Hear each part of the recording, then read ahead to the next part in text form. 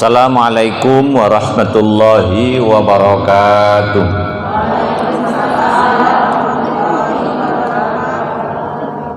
Alhamdulillahirabbil alamin. Assalatu wassalamu ala asrafil anbiya'i wal mursalin wa ala alihi wa sahbihi ajma'in, amma ba'd.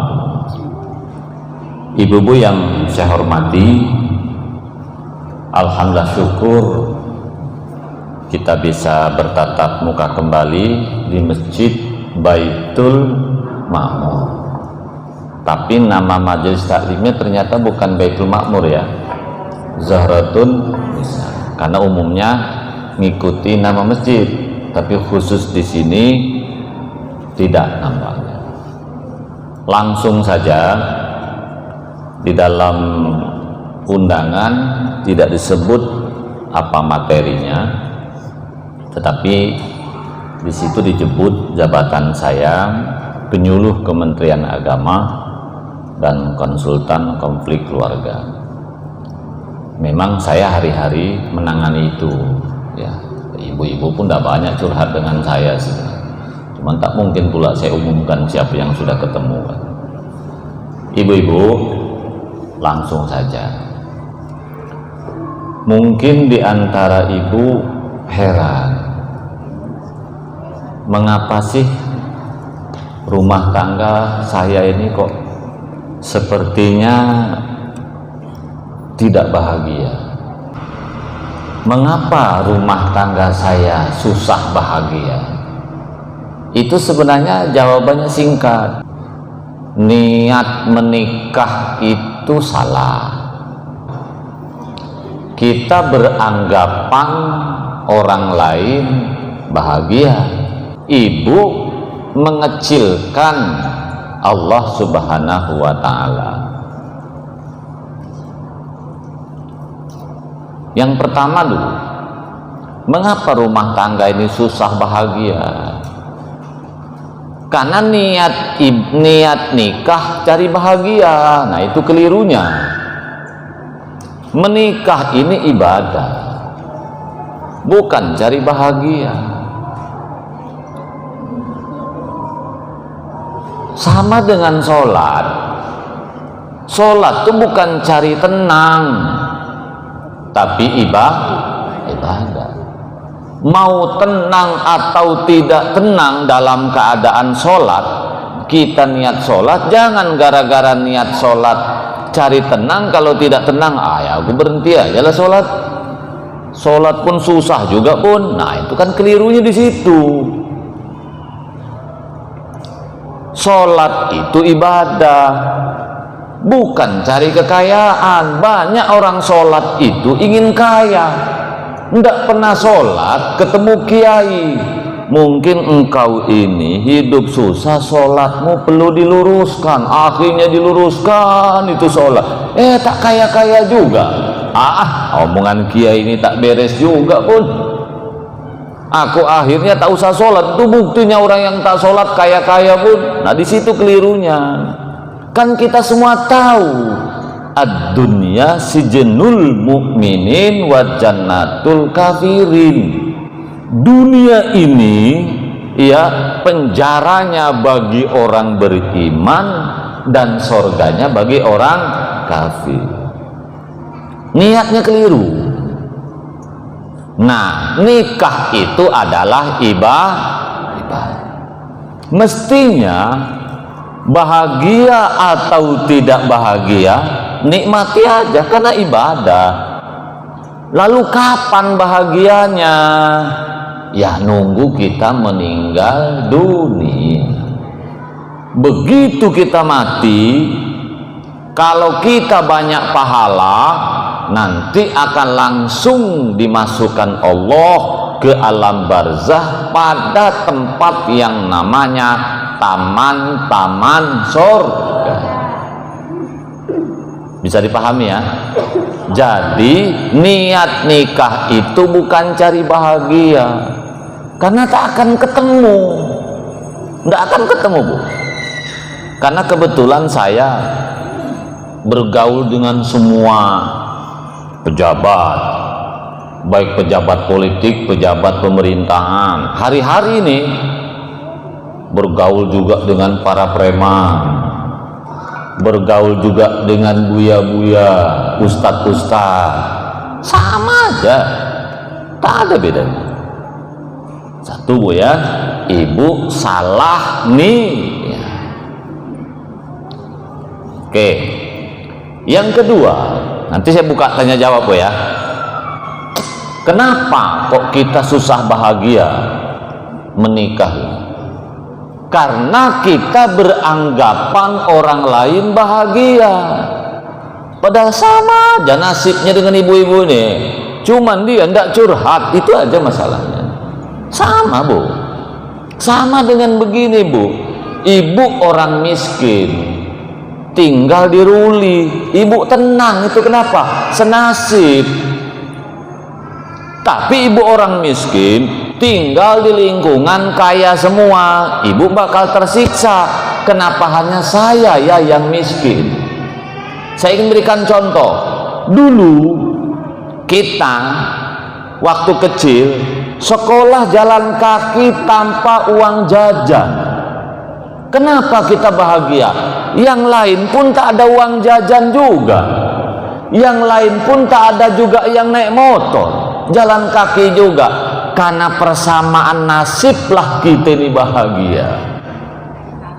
Oke, bisa dipahami ya? Nah, kalau ibu merasa sekarang kok rumah tangga aku ini susah betul ya, karena ibu beranggapan rumah tangga orang lain sedang enak-enak aja, padahal sama juga. Kalau ibu tak percaya gini aja lah, ibu misalnya lagi kesal nih dengan suami, pokoknya suami itu macam setan aja bawaannya, nengok tuh malas ibu tuh, karena ibu sedang beranggapan suami orang tuh baik. Oke, sekarang gini Bu, cara ngetesnya. Ini perumahan Taman Raya tahap berapa nih? 3. Coba ibu cari, anggaplah Taman Raya tahap 3 ada 500 kakak. Lebih, anggaplah 600 kakak. Ibu cari dulu siapa sih suami ideal 600 kakak. Ibu cari dulu satu aja. Ibu cek, ketemu si A, itu rumahnya.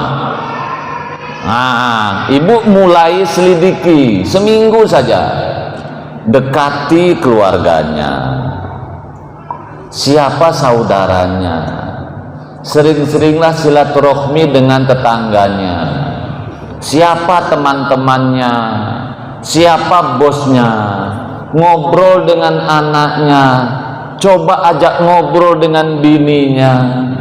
Benarkah itu suami ideal? Tak juga.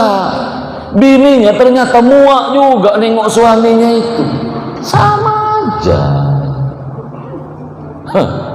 Paham tidak Bu? Ibu yang bukan suami ustadz, ya Allah, alangkah enaknya kalau suami ustadz alapret, sama aja. Ketika ibu bersama ustadz pun, ya Allah, kesal juga nengok ustadz nih, sama juga Bu. Makanya kadang-kadang yang suami ustadz cerai, tak mau dia nikah dengan ustadz, katanya tak beres ustadz itu Pak. Sama. Banyak juga istri ustadz yang curhat dengan saya. Saya bilang, kau nih kemana? Nak kemana? Suamimu nih soleh, imam masjid, memimpin jamaah. Sudahlah Pak, aku nak nikah lagi tak mau dengan ustadz, tak beres ternyata ustadz nih. Mulut aja pintar ngomong, prakteknya jauh. Kata ibu ini. Nanti ada juga yang suaminya katanya pemabuk, penarkoba, ke diskotik. Tak betul Pak, suami aku nih tak cocok jadi imam. Aku nak nyari ustadz aja lah, nak nyari buya pula. Kata yang suaminya preman, sama aja Bu. Jadi yang ada pada suami itu Bu, sebenarnya nasib ibu tuh sama. Telanlah mentah-mentah itu apa adanya, karena sama juga. Ibu coba tukar suami, sama juga Bu ya. Jadi sudahlah, suami orang itu Bu, ternyata degilnya sama juga dengan suami ibu. karena memang hidup ini penjaranya orang beriman, bukan sorga kita dunia ini. Itu dua, Bu ya. Yang ketiga, Bu ya, karena ibu mengecilkan Allah Subhanahu wa Ta'ala, makanya kita diajarkan sehari semalam sholat 5 waktu. Dalam sholat ada kalimat inna sholati wa nusuki wa mahyaya wa mamati lillahi rabbil alamin. Hidupku, matiku, apapun yang aku usahakan, pokoknya siang malam aku bekerja berikhtiar hanya untuk Allah Subhanahu wa Ta'ala. Maknanya kalau kita dapat suami yang baik harus bersyukur. Kalau punya suami degil, ibu harus sabar. Karena ketika ibu punya pasangan suami yang baik, Bu ya, bersyukur, itu tidak kufur nikmat. Kalau ibu punya suami yang tak baik, kalau ibu ikhlas, itu tiket masuk surga. Hidup tak akan lama. Mudah ibu-ibu nih, ibu boleh aja nuntut cerai kalau umur 25, umur 35 pun nak cerai, nak kemana? Tak akan lama lagi mati, Bu.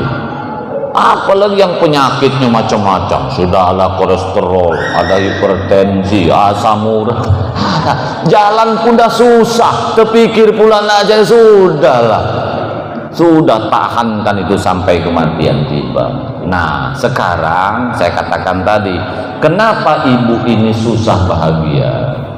Karena salah satunya mengecilkan Allah Subhanahu wa Ta'ala. Padahal yang besar itu Allah Subhanahu wa Ta'ala. Saya ingin berikan contoh. Ibu beranggapan, kok masalah saya ini berat ya? Kenapa? Suami saya asik selingkuh saja. Ibu menganggap berat. Beratnya di mana? Ibu dapat dosa tidak? Berbeda dengan kami laki-laki, Bu. Kalau saya laki-laki, istri selingkuh, saya pasti dapat dosa. Kenapa? Saya gagal membina. Ibu punya suami selingkuh, dosa pun tidak. Nah, ketika ibu menganggap masalah suami itu berat, hakikatnya ibu mengecilkan pahala dari Allah Subhanahu wa Ta'ala.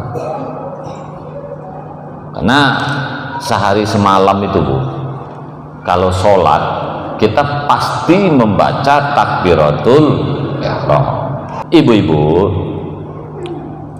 Allahu Akbar, apa artinya?